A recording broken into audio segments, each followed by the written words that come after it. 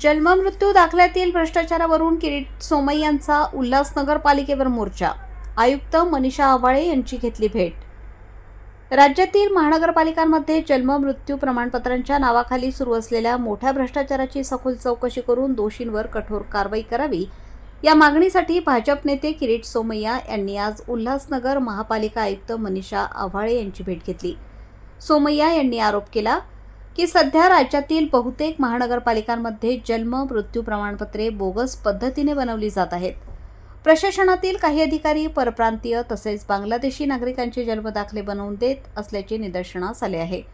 कल्याण उल्हासनगर शहरात अशा बोगस दाखल्यांची संख्या सुमारे 25,000 इतकी असल्याचा दावा सोमय्या यांनी केला. या गंभीर प्रकरणाची सखोल चौकशी करून बोगस दाखले घेणाऱ्या व देणाऱ्या अधिकाऱ्यांवर कठोर कारवाई करण्यात यावी अशी मागणी घेऊन किरीट सोमय्या यांनी आज उल्हासनगर महापालिकेत आयुक्त मनीषा आव्हाळे यांची भेट घेतली. यावेळी भाजप आमदार कुमार आयलानी, जिल्हाध्यक्ष तसेच भारतीय जनता पक्षाचे सर्व नगरसेवक मोठ्या संख्येने उपस्थित होते. जन्मदाखला हा केवळ कागद नाही, तो भारतीय नागरिकत्वाचा पुरावा आहे. बोगस दाखल्यांमुळे परदेशी नागरिकांना आधार, मतदान कार्ड, पासपोर्ट मिळतात. हा राष्ट्रीय सुरक्षेचा प्रश्न आहे. यात सहभागी असलेल्या प्रत्येक अधिकाऱ्यावर फौजदारी गुन्हे दाखल झालेच पाहिजेत, असे किरीट सोमय्या यावेळी म्हणाले. आयुक्त मनीषा आव्हाळे यांनी या प्रकरणाची गंभीर दखल घेऊन दिली असल्याचे भाजप नेत्यांनी सांगितले. वृत्तसंकलन किरण शेजवळ, विभागीय संपादक, उल्हासनगर प्रतिनिधी.